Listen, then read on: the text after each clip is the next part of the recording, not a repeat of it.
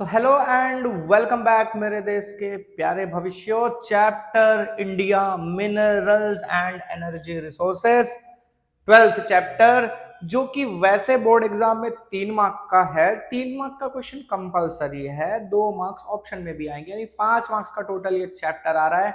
तो board point of view से भी इंपॉर्टेंट है। और सबसे बड़ी बात, इसमें बहुत हार्ड क्वेश्चंस, बड़े बड़े क्वेश्चन आंसर्स नहीं है, छोटे छोटे क्वेश्चन आंसर्स बनेंगे 2 से 3 मार्क्स वाले। तो आसानी से इसे किया जा सकता है। और एक चीज ये है कि भाई आपके जनरल नॉलेज के पॉइंट ऑफ व्यू से चैप्टर इंपॉर्टेंट हो जाता है, जनरल नॉलेज बढ़ेगा आपका। और दूसरी चीज कि आंसर्स भी लिखने में बहुत ज्यादा सोचना नहीं है, थोड़ा बहुत कॉमन सेंस लॉजिकली लगा के भी आंसर्स आप लिख सकते हो।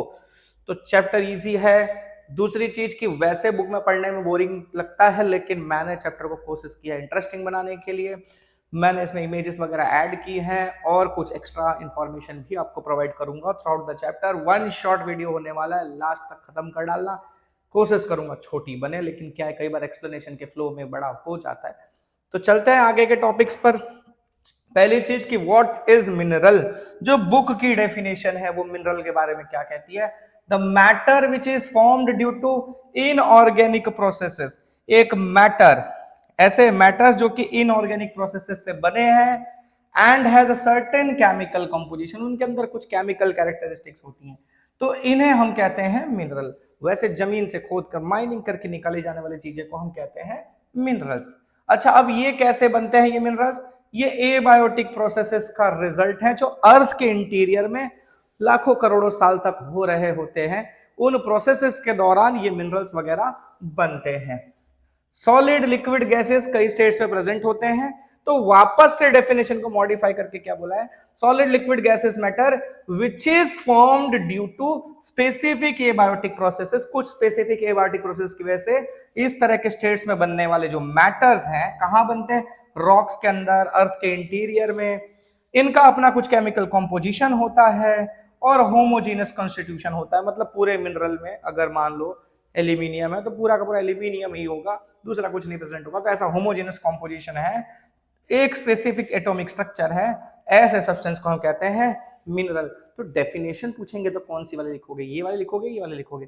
मेरे हिसाब से इसको लिखना चाहिए, ज्यादा डिटेल्ड डेफिनेशन है। ठीक है, अच्छा। फिर बात करें क्लासिफिकेशन। तो क्लासिफिकेशन में हमारे बुक में 3 तरह के क्लासिफिकेशन कहे गए हैं: मेटेलिक, नॉन मेटेलिक और दूसरे mineral used as energy resources. तो मेटेलिक में भी कई वैरायटीज हैं: precious metallic, light metallic, mineral use for common purpose, minerals used as alloys. Metallic में ये तुम्हारे जो प्रीशियस मेटल्स हैं, गोल्ड, सिल्वर, प्लेटिनम, पता है ज्वेलरी वगैरह बनाने में यूज होता है। उसके अलावा ऐसे सब्सटेंसेस, मतलब ऐसे मेटल्स बनाने में यूज होते हैं जिनको कोरोजन से बचाए रखना लंबे समय तक जरूरी होता है। तो इन सब में ये प्रीशियस मेटल, क्योंकि रेयर है तो कीमती है, इसलिए प्रीशियस नाम है।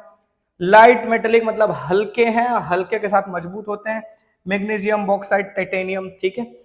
Minerals use for common purpose, general तौर पर ज्यादा यूज होने वाले आयरन, कॉपर, लेड, ऐसे और भी थे नीचे के, मैंने वो नहीं डाले हैं। इसके अलावा मिनरल यूजेस एलॉयज, एलॉय बनाने में ज्यादा यूजफुल मिनरल्स जो है क्रोमियम, मैंगनीज, टंगस्टन, वेनेडियम। इनको हम दूसरे मेटल्स के साथ मिक्स करते हैं तो बड़ी आसानी से मिल जाते हैं ये, और कैरेक्टरिस्टिक्स में चेंज भी लाने में हेल्पफुल होते हैं। तो इस वजह से ज्यादातर एलॉयज में आप इन मिनरल्स को, इन एलिमेंट्स को पाओगे जो कि कहे गए हैं मिनरल्स यूज्ड एज एलॉयज में। फिर है लाइमस्टोन, नॉन मेटेलिक वाले में limestone, chalk, asbestos, mica, fluorspar, gypsum. फिर एनर्जी रिसोर्सेज वाले coal, mineral oil, natural gas, uranium, thorium, ये सब हमारे एनर्जी के पर्पस से यूज किए जाने वाले मिनरल्स। तो ये सारे हमारे मिनरल्स। ठीक है। फिर बात करें आगे आयरन की। अब एक एक करके मिनरल्स के बारे में पढ़ते जाएंगे। पहली चीज गई है हमारे पास आयरन ओर की। Iron ore is considered to be base of industrial development of modern world. तो ये इंपॉर्टेंट पॉइंट याद रखना कि भाई क्वेश्चन ऐसे भी पूछा जा सकता है कि कौन सा मेटल है जो मतलब मॉडर्न वर्ल्ड का बेस माना जाता है, उसके बारे में कुछ लाइनें लिखी है। इनडायरेक्टली भी पूछते हैं अपने वाले क्वेश्चन आंसर बोर्ड वाले। ठीक है, डायरेक्टली आयरन ओर के बारे में नहीं देंगे, कुछ और तरीके से पूछ लेंगे। तो भाई आयरन होगा, ठीक है, जो मॉडर्न वर्ल्ड का बेस माना जाता है।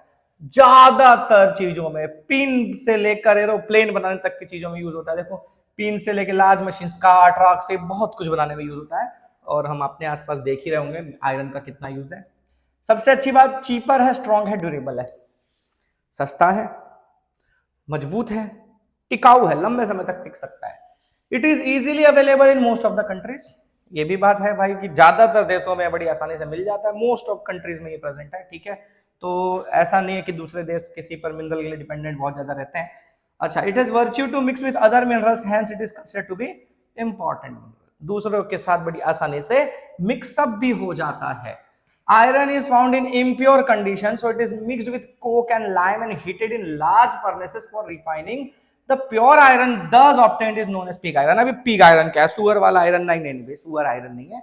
पिग क्या होता है मैं बताता हूं। देखो, पहली चीज यहां पर क्या बताया कि जनरली जो आयरन मिलता है हमें नेचर में, वो इम्प्योर होता है, मतलब उसके साथ कुछ इंप्योरिटीज मिक्स होती हैं, तो हमें उन इंप्योरिटीज को निकालना पड़ता है। तो इंप्योरिटीज को निकाल कर जब हम आयरन प्योर फॉर्म में ऑब्टेन करते हैं तो पिघला हुआ फॉर्म में आता है, और इस प्रोसेस में हम ये लाइमस्टोन वगैरह, कोक वगैरह का इस्तेमाल करते हैं। आयरन ओर के साथ इन चीजों को मिक्स कर कर बड़े बड़े फर्नेसेस में हीट किया जाता है। जब हीट करते हैं तो उस दौरान आयरन उनसे अलग होता है, और वो आयरन पिघले हुए फॉर्म में हमको मिलता है। तो उसको हम कुछ मोल्ड्स में, शेप देने वाले कुछ कंटेनर्स होते हैं, उसमें भरते हैं, तो एक शेप में वो अरेंज होता है। फिर जब ठंडा होता है तो एक सॉलिड स्ट्रक्चर पकड़ लेता है। तो देखो ये इस तरह का एक दिखाया हुआ है, ऐसे और भी शेप के मोल्ड्स होते हैं। तो यही जो मोल्ड्स होते हैं ना, जिसमें ये पिघला हुआ आयरन रखा जाता है, फिर ठंडा होकर जब ये कड़क हो जाता है, हार्ड बन जाता है, फिर उसको यूज करने के लिए अलग अलग जगह भेजा जाता है। तो इससे हम पिग आयरन कहते हैं। और ये जो मोल्ड्स यूज करते हैं ना, मोल्ड्स को कहा जाता है पिग्स, ठीक है। तो इसी वजह से ये मोल्ड में तैयार हुआ जो आयरन है दैट इज पिग आयरन, ठीक है। तो इस वजह से इसका ऐसा नाम पड़ा है। अच्छा, चार टाइप के आयरन, और हम मतलब मेनली चार टाइप के आयरन हैं: हेमेटाइट, मैग्नेटाइट, लिमोनाइट एंड साइड्राइट, ठीक है। तो ये चार टाइप के ओर्स हैं आयरन के, ठीक है। अभी इसमें क्या होता है ना, आयरन किस सब्सटेंस के साथ मिक्स फॉर्म में मिल रहा है नेचर में, ठीक है, तो उस हिसाब से उसका नाम पड़ता है, ठीक है। किसी भी एलिमेंट के साथ कंबाइंड फॉर्म में मिलता है, प्योर फॉर्म में नहीं मिलता, बताया ना। तो अलग अलग एलिमेंट के साथ कंबाइंड फॉर्म में मिलेगा तो उस हिसाब से उसका कैटेगरी का नाम दिया गया है, ठीक है। अच्छा, maximum iron ore is obtained from Karnataka. Important, India में सबसे ज्यादा आयरन और हमें किस स्टेट में मिलता है? कर्नाटका में। इसके अलावा ओडिशा, झारखंड, छत्तीसगढ़, आंध्र प्रदेश, अब ये जो हमारे उधर वाले स्टेट्स हैं, एक तो कर्नाटका हो गया और दूसरा ईस्ट की तरफ के जो स्टेट्स हैं, ठीक है, छत्तीसगढ़, आपको पता है छत्तीसगढ़ हो गया, झारखंड हो गया, वो जो पूरा बेल्ट है, छोटा नागपुर प्लेटी वाला रीजन जो है, वो पूरा जो है आयरन के लिए ही फेमस है। तो देखो वहीं के स्टेट देख रहे हैं, ओडिशा, झारखंड, छत्तीसगढ़, आंध्र प्रदेश, तो यहां हमें आयरन बहुत ज्यादा मिलता है। बात करें फिर अपन मैंगनीज की, तो manganese is an important mineral for iron and steel industry. Iron steel industry में मैंगनीज बहुत ज्यादा यूज होता है। अब बात देखो, आयरन की क्या खासियत है, आपने पढ़ा स्ट्रॉन्ग है, ड्यूरेबल है, वगैरह वगैरह पढ़ लिया, लेकिन आयरन ना जनरली बहुत हार्ड नहीं होता, वो सॉफ्ट स्ट्रक्चर होता है। आज जो हम चीजें यूज कर रहे हैं आयरन से बनी हुई, वो प्योर आयरन की नहीं है। प्योर आयरन सॉफ्ट होता है। अगर उस तरह का स्ट्रक्चर हम आयरन से बनाएं तो चीजें बड़ी जल्दी बैंड हो जाएंगी, डैमेज हो जाएंगी। तो आयरन के साथ हम कुछ और चीजों को कई बार मिक्स करते हैं, जैसे कार्बन वगैरह मिक्स करते हैं, तो उससे वो बन जाता है स्टील। तो जनरली हम स्टील का इस्तेमाल कर रहे हैं, हम आयरन को प्योर फॉर्म में यूज ही नहीं कर रहे, ठीक है। तो इस वजह से अब इसमें स्टील कई तरह की बनती है, उसमें से मैंगनीज मिक्स किया जाता है सबसे ज्यादा स्टील बनाते दौरान, ठीक है। तो इसलिए मैंगनीज बहुत इंपॉर्टेंट हो जाता है आयरन और स्टील इंडस्ट्री के लिए। और भी चीजें मिक्स की जाती हैं आयरन के साथ अलग अलग तरह के अलॉयज बनाने के लिए, पर सबसे ज्यादा मैंगनीज की डिमांड है, ठीक है। अच्छा, it is mainly used to make steel from iron, ठीक है। अच्छा, it's other uses are in chemical industry. Chemical industry में भी यूज होते हैं, जैसे कि ब्लीचिंग पाउडर बनाने में, आपने केमिस्ट्री में पढ़ा होगा, ठीक है। इंसेक्टिसाइड्स बनाने में, ड्राई बैटरी बनाने में, सेल ड्राई बैटरी सेल्स आते हैं जो आजकल, पहले लिक्विड वाले बैटरी ज्यादा यूज होते थे, अभी भी हम इन्वर्टर के लिए जो बैटरी यूज करते हैं वो लिक्विड वाली होती है, लेकिन जो गाड़ियों में यूज करते हैं बैटरीज, बाइक वाइक में, ठीक है, तो वो ड्राई सेल्स वगैरह जो होते हैं, तो इन सब में ये यूज होती है। It is also useful in leather industry. Leather processing के दौरान इसका इस्तेमाल किया जाता है। ग्लास इंडस्ट्री में, मैच बॉक्स बनाने वाली इंडस्ट्री, फोटोग्राफी में, चाइना क्ले वाले यूटेंसिल्स बनाने में, कलरफुल ब्रिक्स बनाने में मैंगनीज का इस्तेमाल हो जाता है। देखिए ऐसे एक्चुअली क्या, स्क्वेस पर कलर्स बनते हैं और वो कलर्स अलग अलग तरीके से यूज होते हैं। The rails made out of steel and rods become more flexible and strong when manganese is mixed with it. जो रेल होती है, पटरियां होती हैं, उसमें मैंगनीज मिक्स करते हैं तो उसके साथ फ्लेक्सिबिलिटी आती है उसके अंदर और स्ट्रेंथ भी बढ़ती है, दोनों चीजें आती हैं। तो इस वजह से मैंगनीज बहुत इंपॉर्टेंट है भाई, ध्यान रखना, रेल वाले में मैंगनीज का इस्तेमाल है। Steel is used in the machines to break rocks and also in grinding machine. अब देखो स्टील जो है कई जगह पर जो हम ओर्स निकालते हैं तो ड्रिलिंग करते हैं, ठीक है, पत्थर तोड़ना पड़ता है, ड्रिलिंग करना पड़ता है, बहुत सारी एक्टिविटीज करनी पड़ती है, उसके लिए बहुत स्ट्रॉन्ग मटेरियल चाहिए। तो वो जो स्टील बनाया जाता है ना, उस स्टील बनाने के प्रोसेस में मैंगनीज का इस्तेमाल होता है। तो भैया मैंगनीज बहुत काम की चीज है, मैंगनीज के ऊपर शॉर्ट नोट पूछा भी गया है बोर्ड एग्जाम में। अच्छा, कहाँ कहाँ पाया जाता है? उड़ीसा, कर्नाटका, मध्य प्रदेश, गोवा, ये बड़े प्रोड्यूसर्स हैं, इसके अलावा भी कुछ प्रोड्यूसर्स हैं। अच्छा, फिर बात करें अपन कॉपर।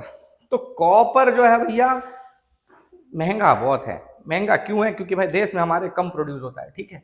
अच्छा, copper is use since primitive times, बहुत पुराने समय से कॉपर का इस्तेमाल हो रहा है। तांबे वांबे के बर्तन सुना होगा आपने, हम घरों में पूजा पाठ में यूज करते हैं, लोटे यूज करते हैं इस कलर के।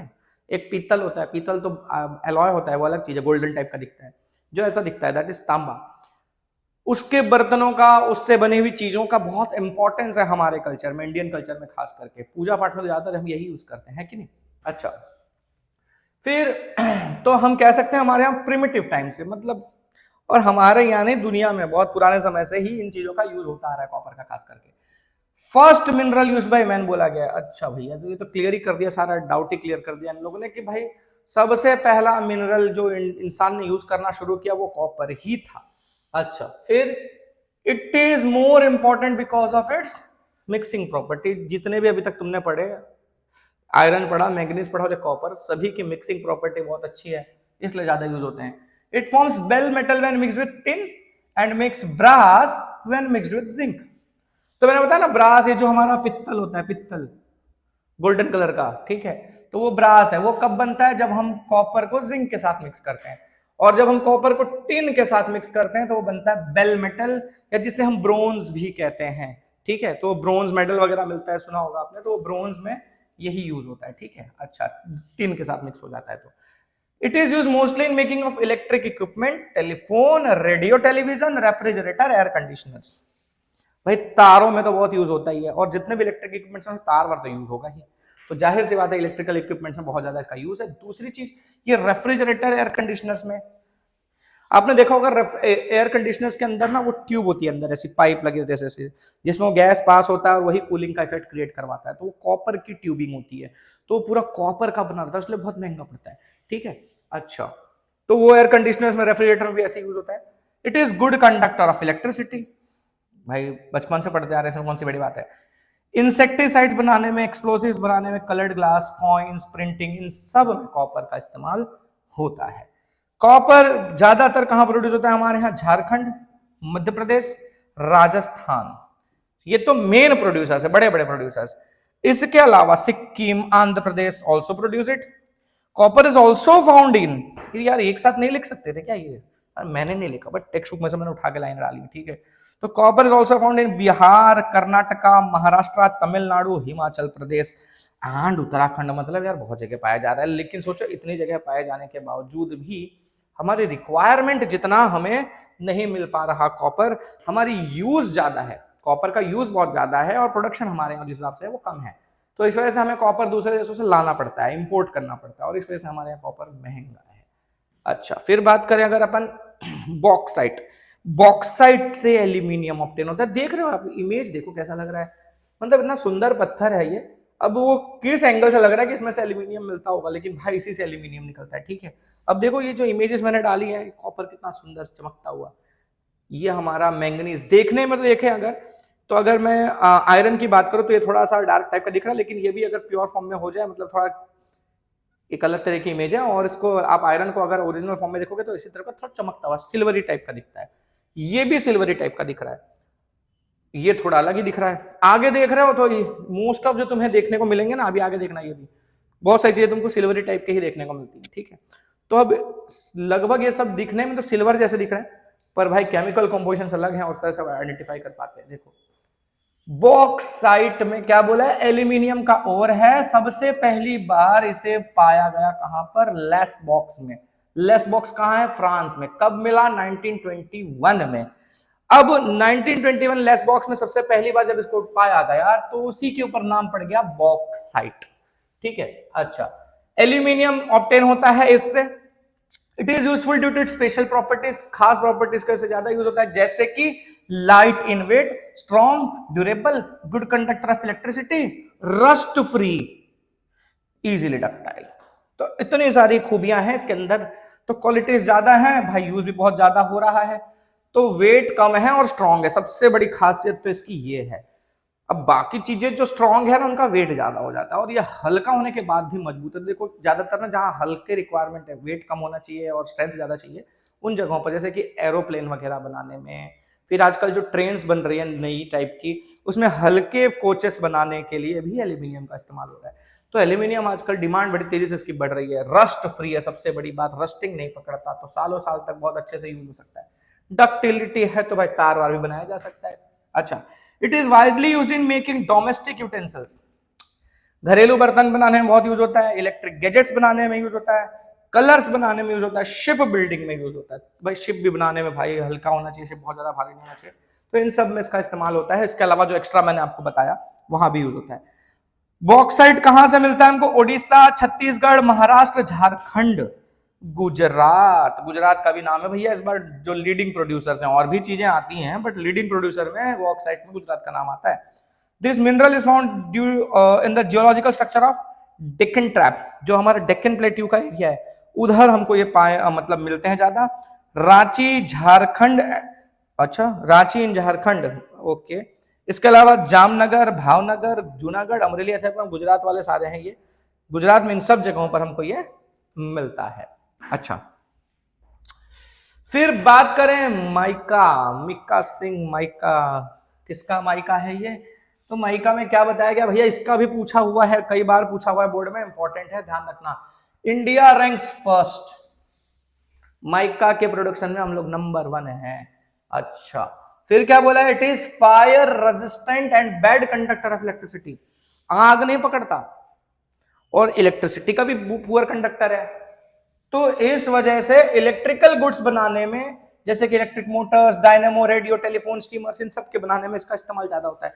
अब यार एक चीज समझ में आती है, अच्छा कंडक्टर हो तो यूज करते हैं इलेक्ट्रिकल इक्विपमेंट्स बनाने में। यहां बोल रहा है कि इलेक्ट्रिसिटी का पुअर कंडक्टर है तो भी यूज कर रहे हैं, तो भाई दोनों यूज करना पड़ता है। करंट फ्लो करवाना है तो अच्छा कंडक्टर लेना पड़ेगा, और ऊपर से कवरिंग देनी है ताकि भाई यूज करने वाले को शॉक ना लगे, इधर का करंट फ्लो कर रहा है तो उस तरफ उसका असर ना हो, तो इन सब में भाई यूज तो करना पड़ेगा ना इसका।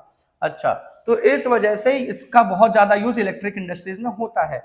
अब ये इलेक्ट्रिक मोटर्स वगैरह में बता देंगे। देखो कई बार क्या होता है ना, तार के ऊपर हमने देखा है इंसुलेटेड लेयर होती है, जनरली पीवीसी की लेयर होती है, रबर टाइप का जो दिखता है, प्लास्टिक की।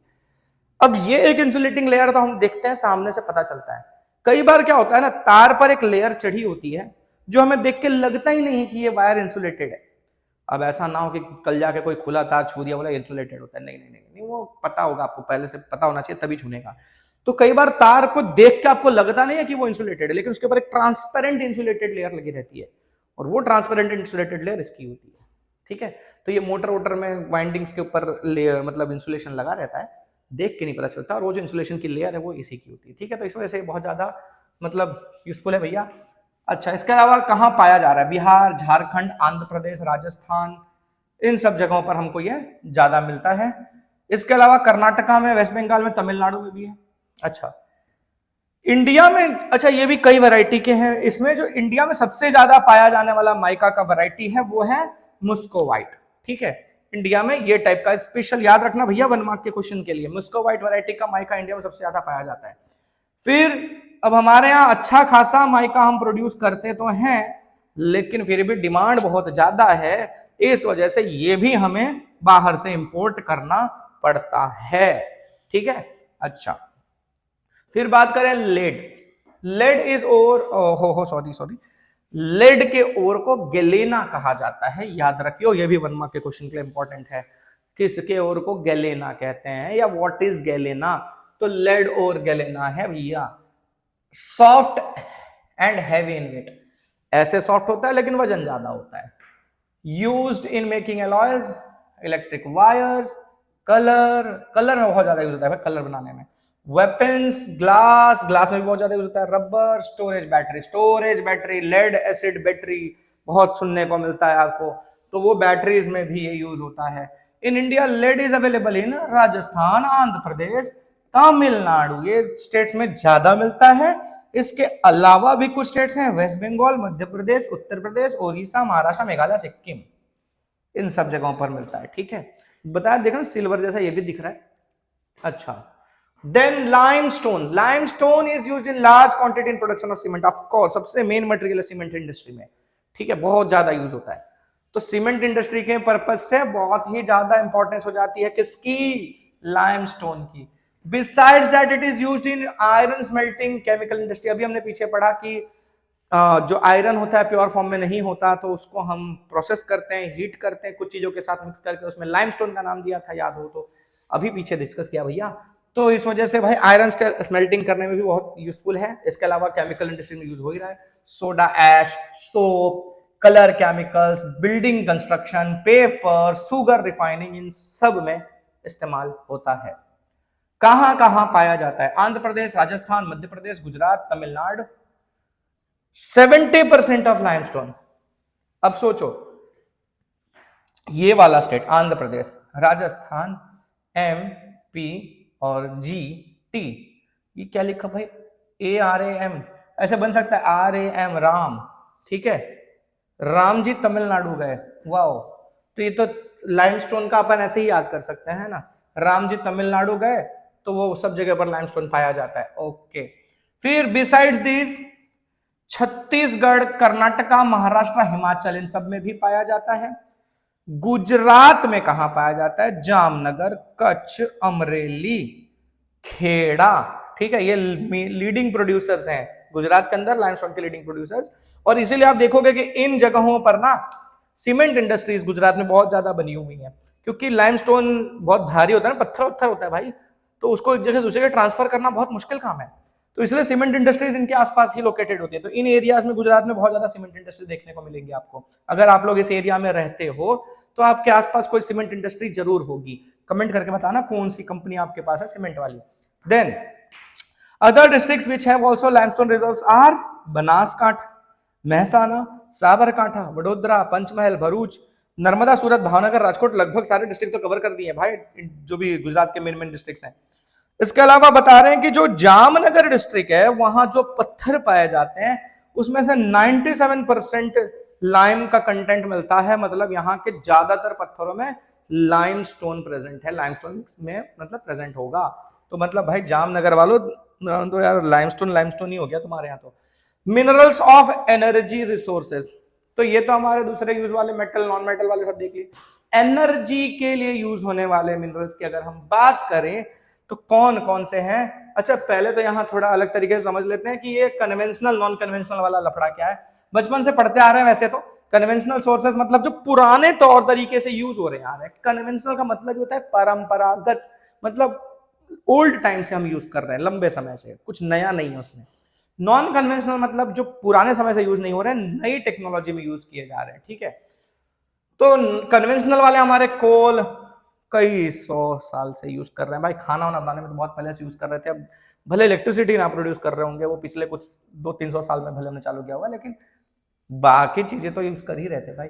Mineral oil, natural gas, atomic minerals, ये सब हमारे कन्वेंशनल सोर्सेस में आते हैं।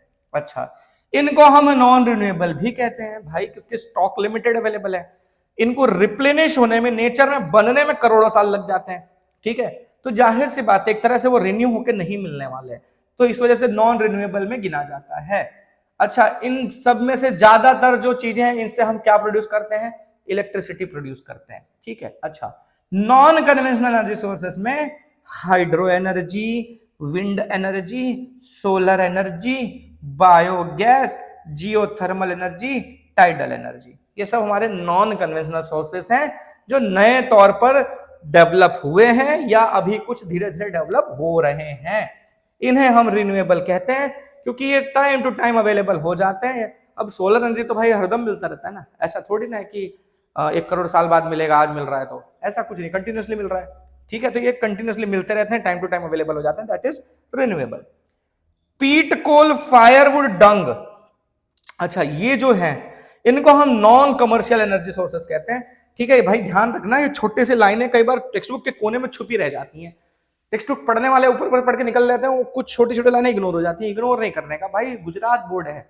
एक चीज ध्यान रखना, ये जो शॉर्ट क्वेश्चंस होते हैं ना, वो कहीं से भी उठा के पूछते हैं, बहुत डेंजरस डेंजरस जगह से खोज के पूछते हैं, ठीक है। तो इन चीजों को इग्नोर नहीं करने का। तो पीट, कोल, फायरवुड, डंग, ये क्या है? नॉन कमर्शियल एनर्जी सोर्सेज है, मतलब कमर्शियल तौर पर हम इनका इस्तेमाल नहीं करते, मतलब ज्यादा एनर्जी ऑब्टेन करने के लिए ये सब के लिए यूज करते हैं। डोमेस्टिक पर्पसेस पर हम यूज कर लेते हैं। अब यार काउ डंग तो जानते हो ना, डंग से वो गोबर से वो उपले बनाई जाती हैं, ठीक है।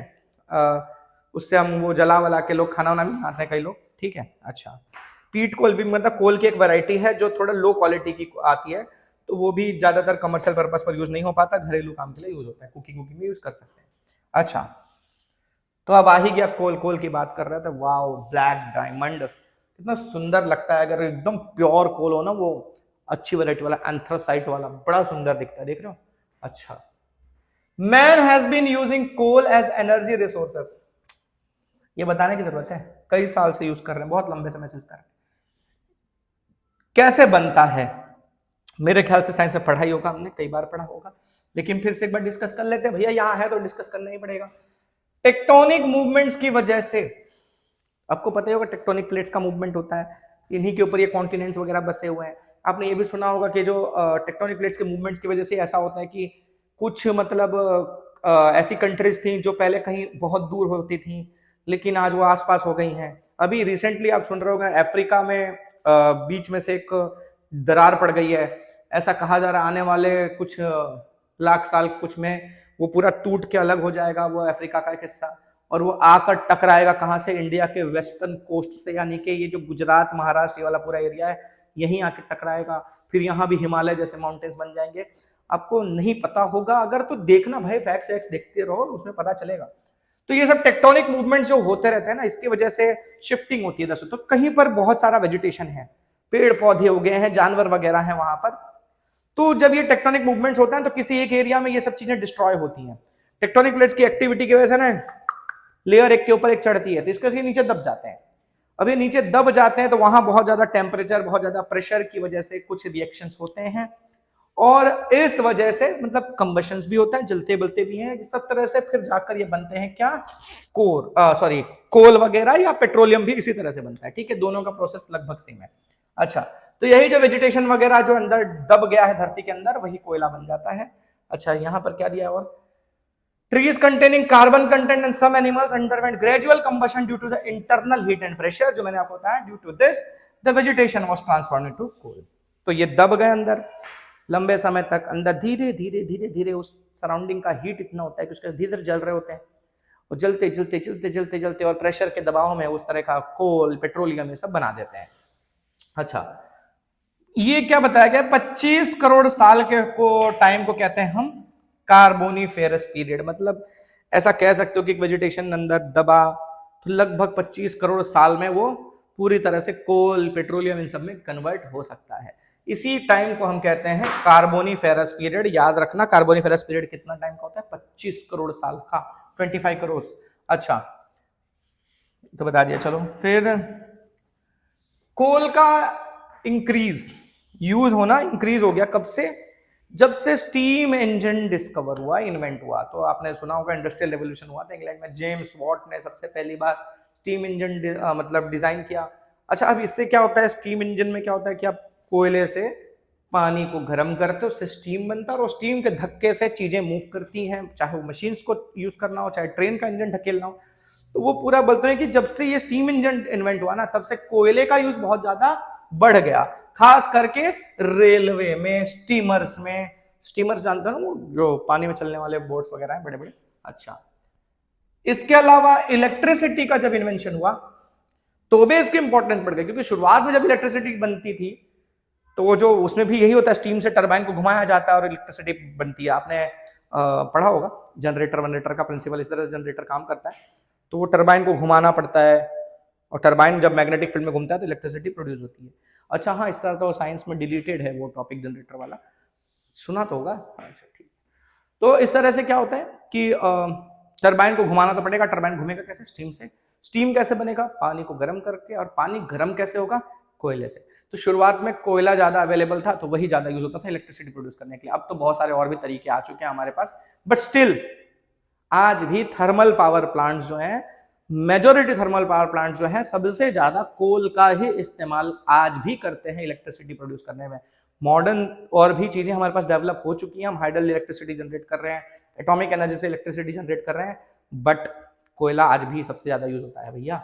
अच्छा, कोल से क्या होता है, और कोल को कई बार ना हम प्रोसेस करके उसमें से कुछ केमिकल सब्सटेंसेस ऑब्टेन करते हैं जो अलग अलग पर्पसेस के लिए यूज होते हैं, जैसे कि ammonia gas, benzoyl, crude oil, ये सब निकलता है कोयले में से, ठीक है।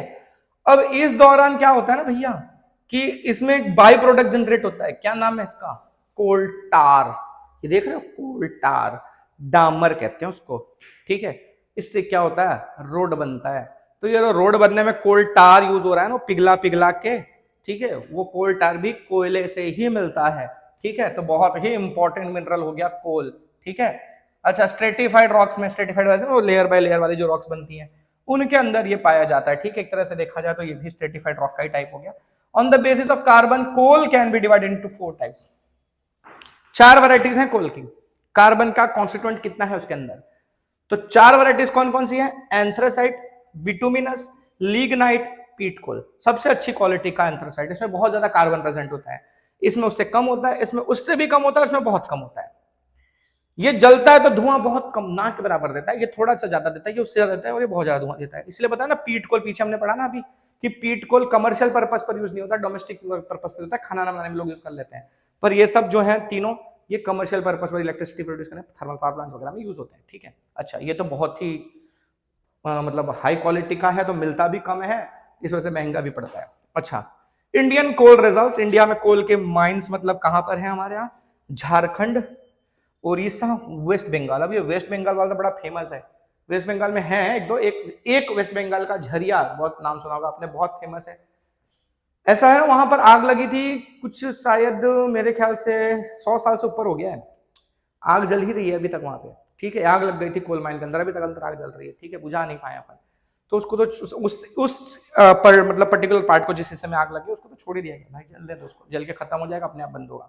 अच्छा, तो ये अपने झारखंड, उड़ीसा, वेस्ट बंगाल में, छत्तीसगढ़ में, मध्य प्रदेश में, जम्मू कश्मीर में कोल के बहुत सारे माइंस हैं। इसके अलावा राजस्थान, तमिलनाडु, असम, गुजरात में भी कोल के माइंस हैं, हालांकि गुजरात में बहुत ज्यादा नहीं है, बट ठीक है।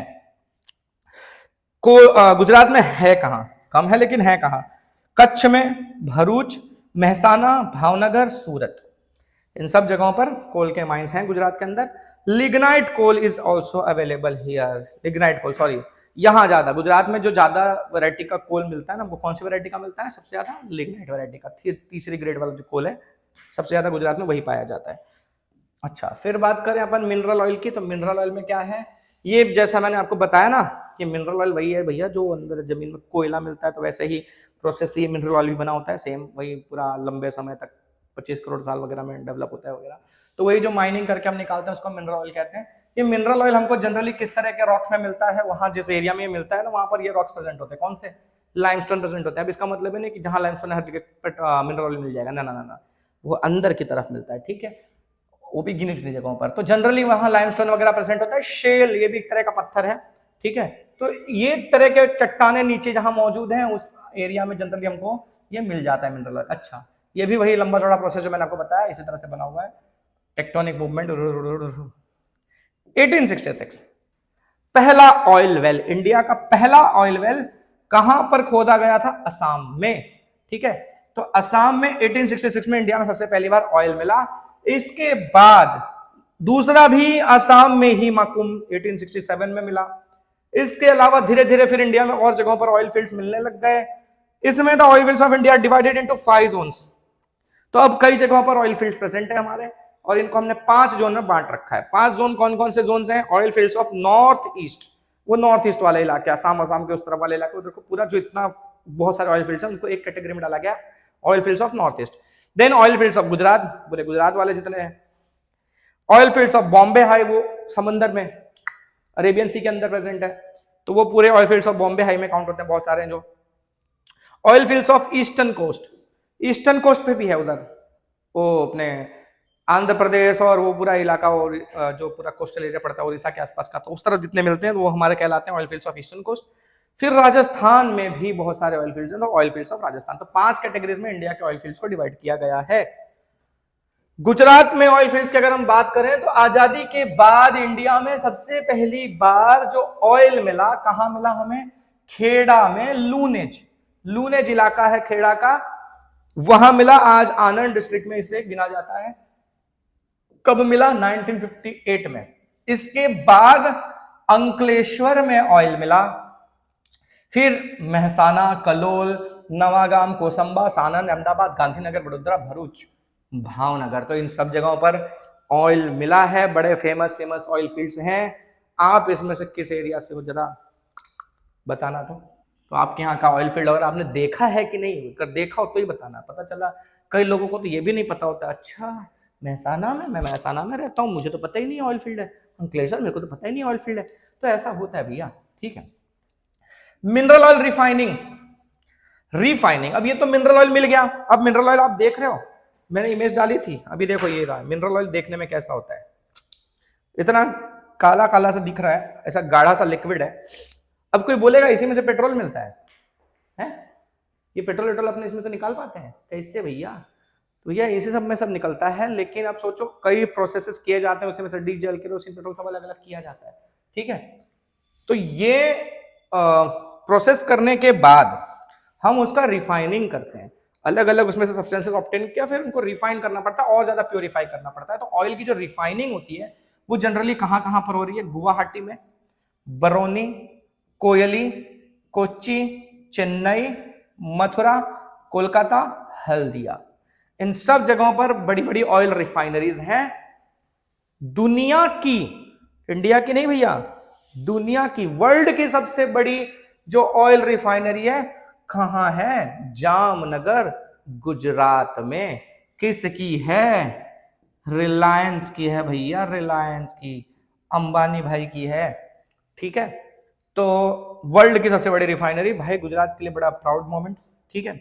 Natural gas, natural gas is associated with mineral oil. Natural gas भी मिनरल ऑयल से ही जुड़ा हुआ है। जहां नेचुरल गैस मिलता है जनरली, मतलब मिनरल ऑयल जहां मिलता है वहां नेचुरल गैस मिल जाती है, ठीक है। तो इस वजह से जनरली ऐसा होता है। It is separated from it, फिर उसको अलग करना पड़ता है। सस्ता है, नॉन पोल्यूटिंग सोर्स है। पेट्रोल, डीजल, केरोसिन, इन सब से पोल्यूशन ज्यादा बनता है। नेचुरल गैस से पोल्यूशन बहुत कम, ना के बराबर प्रोड्यूस होता है। इसलिए आप देखोगे सीएनजी वीएनजी का ज्यादा इंपॉर्टेंस बढ़ता जा रहा है। घरों में भी हम डोमेस्टिक कुकिंग के लिए भी हम जो है एलपीजी, पीएनजी, ये सब जो गैसेस यूज कर रहे हैं सब नेचुरल गैस ही तो है, ठीक है। तो वो पोल्यूशन बहुत कम करता है। अच्छा, reserve of natural gas in our country are, India में कहां कहां नेचुरल गैस के रिजर्व प्रेजेंट है? खंभात बेसिन वाला इलाका, वो जो गुजरात का ऐसा इलाका है ना, ये ऐसे, ये यहाँ से पूरा महाराष्ट्र वाला चालू होता है, तो ये जो इलाका, ये खंभात का बेसिन वाला इलाका, तो इधर हमको ये नेचुरल गैस वगैरह मिल जाता है, जैसे इंडिया, ठीक है। तो ये वाला इलाका, गल्फ ऑफ खंभात का जो इलाका आसपास का। अच्छा, फिर कहाँ चला गया? कावेरी बेसिन एंड जैसलमेर, राजस्थान, राजस्थान के जैसलमेर इलाके में, ठीक है। और कावेरी नदी के आसपास का जो इलाका है वहां भी पाया जाता है। गुजरात में जो अंकलेश्वर है, यहां पर कहा जाता है कि लार्जेस्ट नेचुरल गैस रिजर्व है, एक मतलब बहुत बड़ा गैस रिजर्व है गुजरात का। कहां?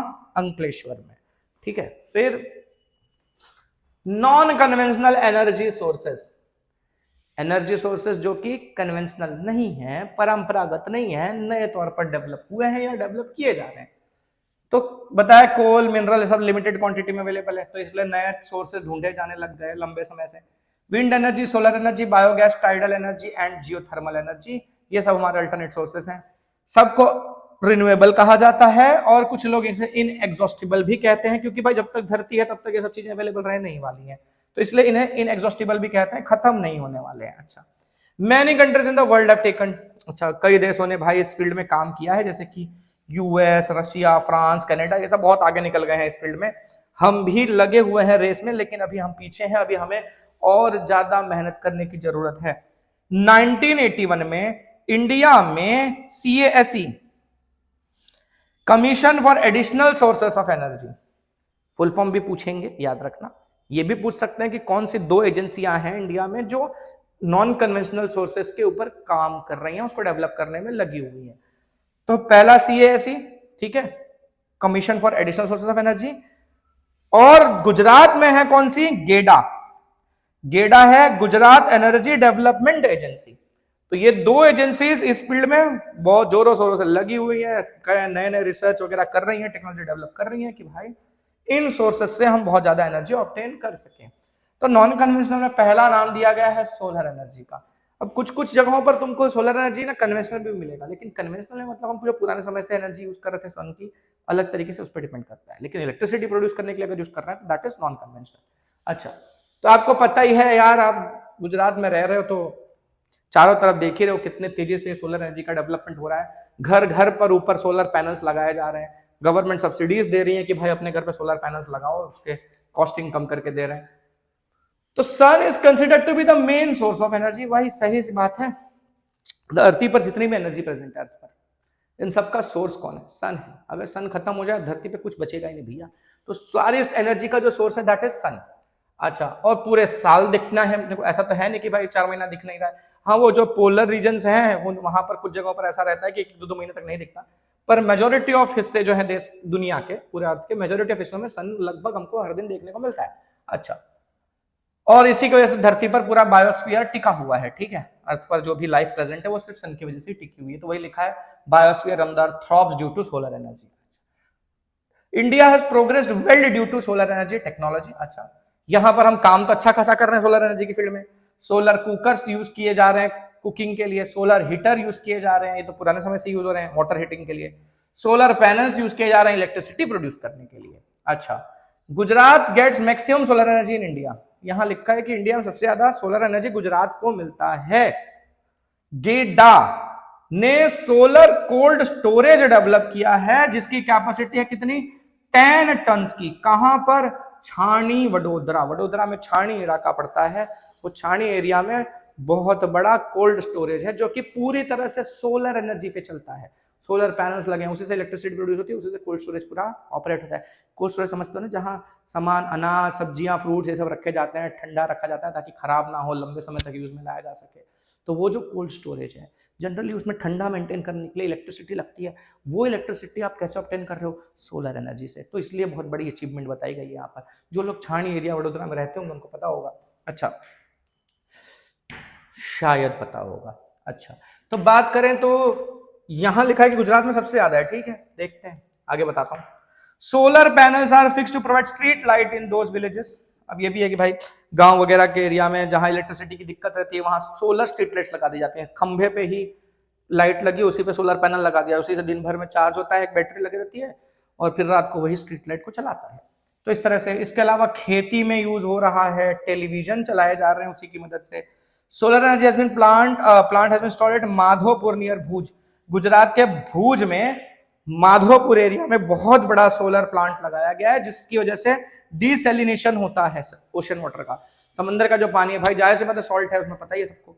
तो वो सॉल्ट अलग करना, पानी अलग करना, पानी को मतलब से यूज करने लायक बनाना सॉल्ट निकाल के, तो दैट इज डिसैलिनेशन। वो डिसैलिनेशन का वर्क सोलर एनर्जी की मदद से किया जाता है और वो कहाँ है? भुज में, गुजरात के। ठीक है, माधोपुर। अच्छा, इसके अलावा और भी नए नए इक्विपमेंट्स धीरे धीरे डेवलप किए जा रहे हैं। अब अगर बात करें, अगर यहां पर देखो मैंने क्या लिखा है कि Modhera India first 24/7 solar powered village. Gujarat के लिए भैया बड़ा प्राउडफुल मोमेंट ये भी देखो कि मोढेरा जो है सन टेम्पल के लिए फेमस है, आपने हिस्ट्री में तो पढ़ा पीछे। ठीक है, इसके अलावा इंडिया मतलब पूरी इंडिया में पहला विलेज है जो 24/7 सप्लाई सिर्फ सोलर एनर्जी पे टिकी हुई है। उसकी मतलब इलेक्ट्रिसिटी के बेस, जो कन्वेंशनल इलेक्ट्रिसिटी चल रही थी उस पर अब लोग डिपेंडेंट नहीं है। वो उस गांव में 24/7 मतलब कंटिन्यूसली 24 घंटा जो बिजली यूज हो रही है वो कौन सी यूज हो रही है? Solar energy. अब देखो कई जगहों पर सोलर एनर्जी का यूज हो रहा है पर 24 आवर्स नहीं होता है, थोड़े टाइम तक के लिए अवेलेबल होता है, तो थोड़ा बहुत यूज होता है, रात में यूज हो जा रहा है, दिन में चार्जिंग कर रात में यूज कर रहे हैं। लेकिन ये गांव 24 घंटा इसी इलेक्ट्रिसिटी पर बेस्ड है, सोलर एनर्जी पर बेस्ड है। ठीक है, अच्छा, इसके अलावा जो नंबर 1 नंबर 2 की हम बात करें तो आज की डेट में नंबर 1 पर जो है सोलर एनर्जी के मामले में गुजरात नहीं है, राजस्थान है। गुजरात सेकंड रैंक पे आता है। हालांकि गुजरात 2021 के आसपास नंबर 1 था सोलर एनर्जी के प्रोडक्शन में, सबसे ज्यादा सोलर एनर्जी से इलेक्ट्रिसिटी प्रोड्यूस करने वाला स्टेट गुजरात ही था। लेकिन करंटली राजस्थान नंबर 1 पे आ गया है, गुजरात सेकंड पे आ गया है। ठीक है, फिर चलो चलते हैं आगे बढ़ते हैं। और इंडिया का सबसे बड़ा सोलर पावर प्लांट कहाँ है? मुझे तो पता है, कमेंट में बता देना, ठीक है? जिसको भी पता हो सर्च करके गूगल पे से मत बताना, बिना उसके बताना जिसको पता हो। विंड एनर्जी, विंड एनर्जी भाई ये भी तो देखा जाए तो ये देख लो, यूरोप वाले जो हैं उन लोगों के यहाँ ऐसे बहुत, हमारे यहाँ भी होते थे, ऐसा नहीं हमारे यहाँ नहीं होते थे, लेकिन हमारे यहाँ इतने बड़े बड़े हम इस तरह से ज्यादा यूज नहीं करते थे, थोड़ा बहुत यूज करते रहते थे। आप ये सब बहुत सारा मूवीज वगैरह में या फोटोज वगैरह देखोगे दूसरे देशों यूरोपियन कंट्रीज के, तो वहां ये सब देखने को मिल जाएगा आपको। तो ये जो थे ना इस तरह के विंड फार्म्स वो लोग यूज करते रहते थे, पहले से ही विंड मिल्स बनाते थे। इससे नीचे की तरफ वो मशीनरीज लगा के ना आटा गेहूं पीसते थे वो लोग, ठीक है?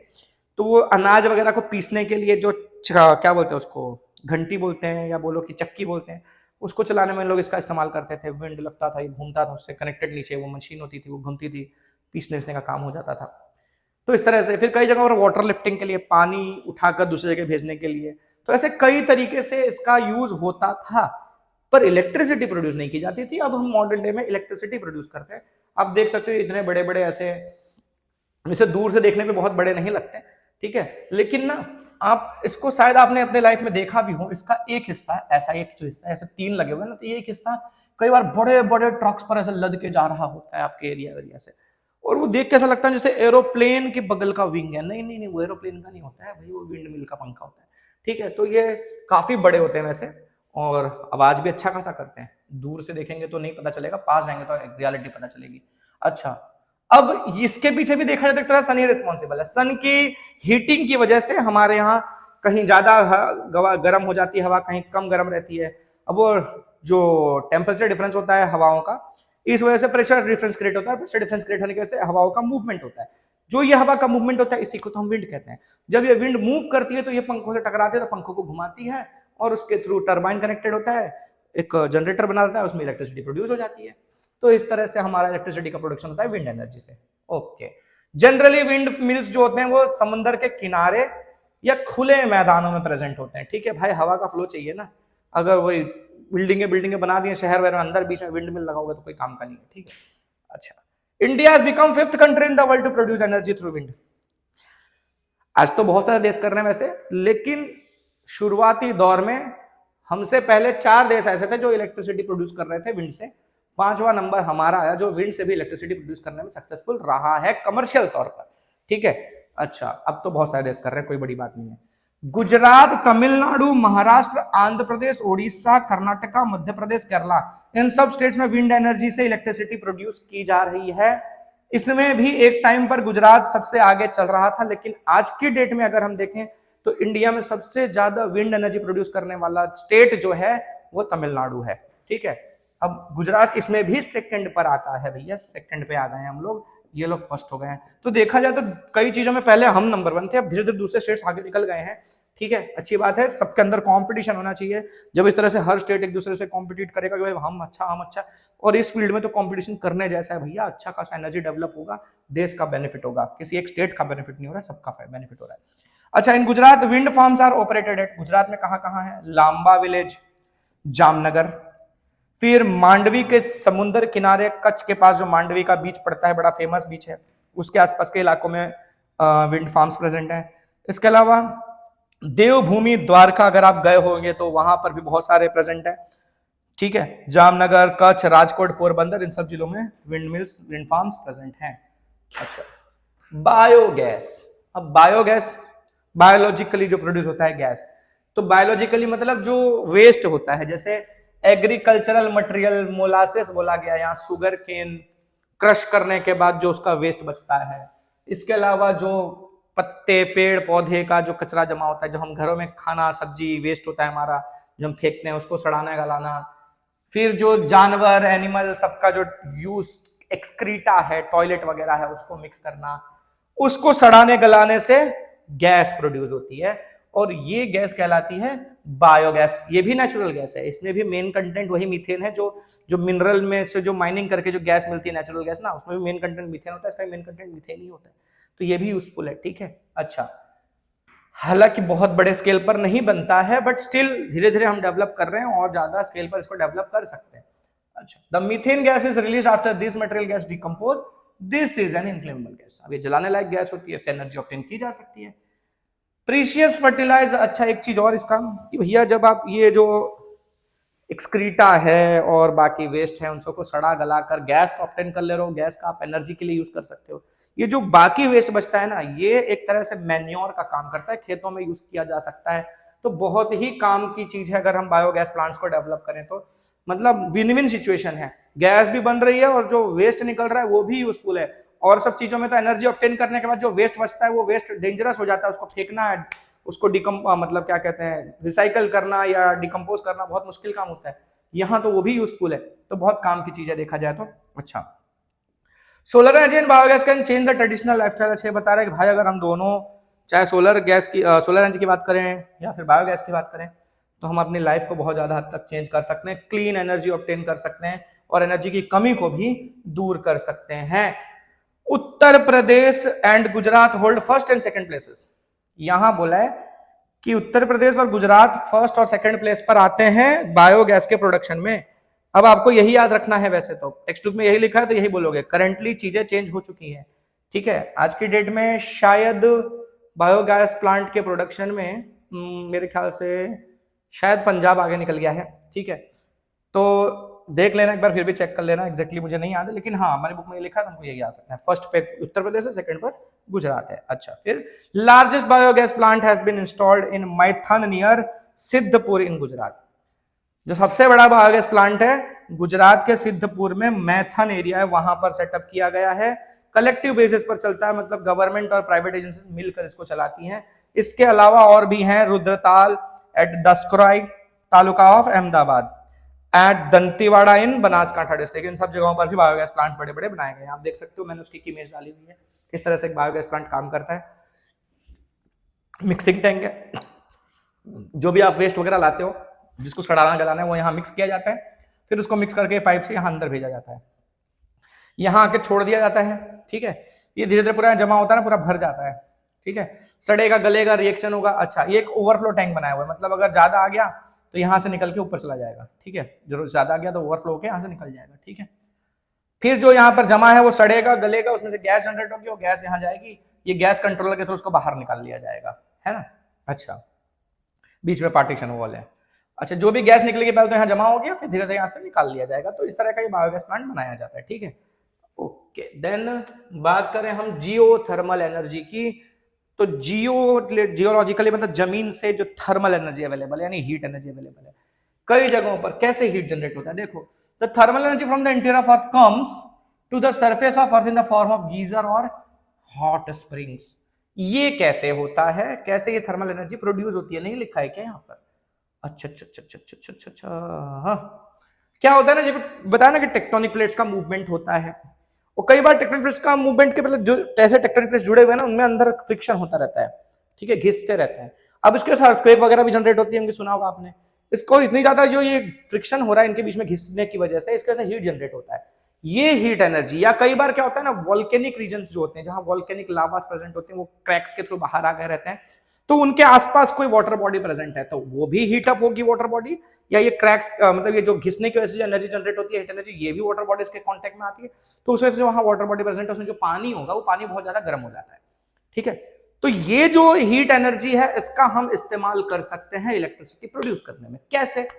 तो वैसे तो देखो, पानी को क्या करना होता है इलेक्ट्रिसिटी प्रोड्यूस करने के प्रोसेस में, ज्यादातर प्रोसेस में क्या होता है, हम पानी को गर्म करके स्टीम बनाते हैं, वही स्टीम टरबाइन पर हिट करते हैं, टरबाइन घूमता है जो कि कनेक्टेड होता है कॉइल से, कॉइल मैग्नेटिक फील्ड में घूमती है, इससे इलेक्ट्रिसिटी प्रोड्यूस होता है। तो अल्टीमेटली क्या, स्टीम बनाना है। अब स्टीम बनाना है तो पानी को शुरू से गर्म करके फिर हीट कर करके फिर स्टीम बनाओगे।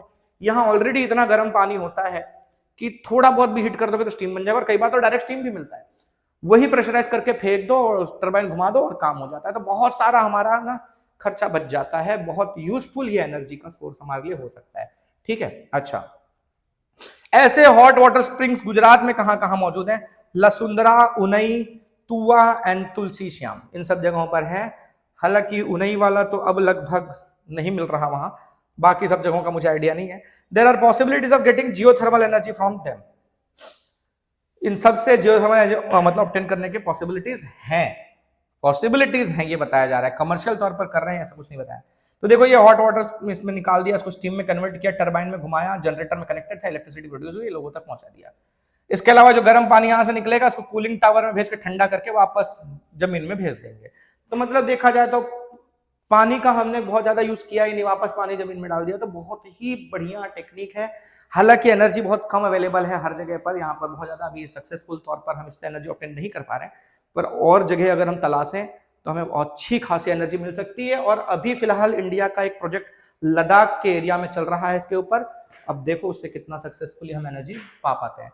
देन टाइडल एनर्जी मतलब टाइड्स जब आते हैं समंदर में, आपको पता है ऊंची ऊंची लहरें उठती हैं, और वो टाइड्स आने के पीछे का रीजन भी आपने पढ़ा था 9th स्टैंडर्ड में साइंस में, कि भैया जो सन और मून का जो ग्रेविटेशनल फोर्स लगता है ओशन के वाटर्स पर, उसकी वजह से टाइड्स आते हैं। अभी टाइड्स से हम एनर्जी कैसे ऑब्टेन करते हैं, तो यहां पर क्या बोल रहा है देखो, ये एक टाइडल वाटर मतलब मैंने पीछे अच्छे से बनाया, उसको वहां समझाता हूं, पहले फिलहाल इसको देख लेते हैं।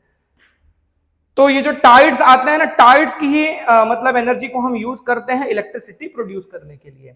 Tidal waters have more power, turbine is connected with it to generate electricity. 1910 में फ्रांस ने started this project to get electricity with the help of tides and ebbs. सबसे पहले फ्रांस ने इसके ऊपर काम किया टाइड्स एंड एब्स की मदद से इलेक्ट्रिसिटी प्रोड्यूस करने का। इंडिया के पास लंबा चौड़ा कोस्ट लाइन आपको पता ही है भैया, ये गुजरात के पूरे एरिया से स्टार्ट होकर ये पूरा ऐसा यहाँ तक पूरा कोस्ट लाइन का ही एरिया है। तो अच्छा खासा हमारे पास भी समंदर की एनर्जी ऑब्टेन करने का मौका है। अगर हम इन चीजों को डेवलप करें तो बहुत सारी एनर्जी ऑब्टेन कर सकते हैं।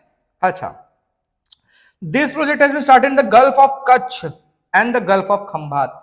तो गल्फ ऑफ मतलब भैया देखो, ये गुजरात का जो ऐसा एरिया है, ये गल्फ ऑफ खंभात कहलाता है, ये गल्फ ऑफ कच्छ कहलाता है। तो ये दोनों ही जगहों पर हम टाइडल एनर्जी के प्रोजेक्ट चला रहे हैं, कमर्शियल तौर पर एनर्जी ऑब्टेन करने का प्रोसेस चल रहा है। ठीक है। अच्छा, अब मैंने जैसे बताया कि जो नॉन कन्वेंशनल सोर्सेस में पीछे जो है ना, पीछे किसके बारे में बता रहा था मैं, जैसे कि ये सोलर एनर्जी हो गया, विंड एनर्जी हो गया। अब जानते हो दुनिया में सबसे ज्यादा सोलर एनर्जी, विंड एनर्जी कौन प्रोड्यूस करता है, जानते हो? Any gas? अब मेरे हिसाब से ना ज्यादातर बच्चों ने वही गैस किया होगा जो मैं सोच रहा हूं, बिल्कुल चाइना। ये चाइना वाले हर चीज में आगे निकल गए हैं भैया, इसीलिए तो देखो अमेरिका जैसे देशों को भी टक्कर दे रहे हैं इन लोग। तो इनफैक्ट शायद हाँ, पूरी दुनिया में जितनी सोलर एनर्जी प्रोड्यूस की जाती है ना, उसका 70% एनर्जी अकेला चाइना प्रोड्यूस करता है। विंड एनर्जी में भी ऐसा ही कुछ है। तो बहुत ज्यादा रिन्यूएबल एनर्जी पर चाइना ने मतलब डेवलपमेंट कर लिया है। तो देखो हम लोग चाइना से कंपटीशन की बात करते हैं, बहुत आगे, हमसे बहुत कुछ करने की जरूरत है भाई, हमको पड़ोस में ही है, इतना आगे निकल गया है। और सोचो पॉपुलेशन तो उनकी भी बहुत ज्यादा है। अगर हम पॉपुलेशन की समस्या से परेशान होते तो वो भी तो परेशान थे, लेकिन हमारी पॉपुलेशन फालतू काम करने में लगी रहती है। तो टाइडल एनर्जी को हम बात कर रहे थे कि कैसे जनरेट करते हैं। तो देखो यहां पर ऐसे दो गेट्स बनाए हुए हैं, ठीक है, स्लुइस गेट्स कहा जाता है इनको। जब टाइड्स आते हैं तो पानी का लेवल बढ़ता है, ठीक है, पानी का लेवल बढ़ेगा। ये पानी का लेवल जब बढ़ेगा तो यहाँ ये गेट को खोल दिया जाएगा। जब ये गेट खुलेगा तो ये पानी यहां से जाएगा, टरबाइन को हिट करेगा, टरबाइन घूमेगा, टरबाइन घूमेगा तो टरबाइन घुमाने से तो इलेक्ट्रिसिटी प्रोड्यूस होती है, इलेक्ट्रिसिटी प्रोड्यूस कर लिया हमने। फिर क्या होता है, जब ये पानी यहां से टरबाइन को घुमा के जाता है तो इस तरफ जमा होने लगता है, इस तरफ। ये पूरा ये बैराज का एरिया बना हुआ है, बाउंड्री होगी, ठीक है। यहां से ये पानी आएगा और इस तरफ जमा होता जाएगा, पूरा भर जाएगा। तो टाइड्स जब तक चलेंगे, मतलब जब तक कंटिन्यूस टाइड आता है, तो पता है ना पानी बाहर की तरफ आता है, ऊंची लहरें उठती हैं, पानी आगे की तरफ आता रहता है। फिर क्या होगा, जब एब्स आते हैं, यानी जब टाइड चला जाता है तो एब्स आते हैं, तो पानी उतरने लगता है, तो पानी फिर पीछे की तरफ जाता है। तो इस हिस्से में जो पानी ऊपर चढ़ा था टाइड आने की वजह से, तो ये तो पूरा पानी इस तरफ गया, टरबाइन को घुमाया, यहाँ पानी जमा कर लिया आपने। अब यहाँ पानी का जो लेवल है वो नीचे जाएगा पानी का। जब एब्स आएंगे तो यहाँ पानी का लेवल नीचे जाएगा और यहाँ पानी हमने जमा करके रखा था, ठीक है। अब हम वापस इस वाले गेट को रिलीज करेंगे तो यहां से पानी इस तरफ जाएगा, और जब पानी रिटर्न जाएगा तो फिर से टरबाइन को घुमाएंगे और उससे हम इलेक्ट्रिसिटी प्रोड्यूस करेंगे। तो दोनों तरफ, जब टाइड्स आते हैं तो पानी इस तरफ जाता है, तभी भी टरबाइन घूमता है। जब एब्स आते हैं तो यहाँ पानी का लेवल नीचे जाता है, तो यहाँ जमा कर लिया रहता है पानी, हमने जैसे डैम में स्टोर करके रखते हैं। तो फिर ये पानी इस तरफ फ्लो करता है, तो फिर से टरबाइन घूमता है, फिर से इलेक्ट्रिसिटी प्रोड्यूस करके। तो इस तरह से हम टाइडल एनर्जी ऑब्टेन कर सकते हैं। बात करें मिनरल प्रिजर्वेशन की, अच्छा एक चीज और है कि भाई आजकल वेव एनर्जी भी जनरेट की जा रही है, नॉर्मल वेव मूवमेंट में भी एनर्जी जनरेट की जा रही है, ठीक है, कुछ देश उसमें भी लगे हुए हैं। मिनरल प्रिजर्वेशन, अब मिनरल बहुत कम अवेलेबल है तो भाई प्रिजर्व करना तो जरूरी है। यहां क्या बोला, the efficient and well planned use of mineral is called preservation. हम एफिशिएंट तरीके से यूज करें, उसका मैक्सिमम यूसेज कर सके, वेस्ट ना हो, और दूसरा प्लानिंग से यूज करें, ठीक है, अननेसेसरी यूजेस ना करें, तो इसको हम कहते हैं प्रिजर्वेशन, ठीक है। आज दुनिया के हर देश जो है वो कंपटीशन में लगे हुए हैं, एक दूसरे से आगे निकलना चाहते हैं, ज्यादा से ज्यादा पैसा कमाना चाहते हैं, इस चक्कर में रिसोर्सेज का वेस्टेज हो रहा है। तो इस चीज को समझना बहुत जरूरी है, सभी को मिनरल प्रिजर्वेशन करना जरूरी है। क्या रेमेडीज है मिनरल को प्रिजर्व करने की? पहली चीज है यूज ऑफ प्रॉपर टेक्नोलॉजी, अच्छी टेक्नोलॉजी का यूज किया जाए ताकि वेस्टेज ना हो मिनरल्स का, मैक्सिमम यूटिलाइजेशन हो सके मिनरल्स का।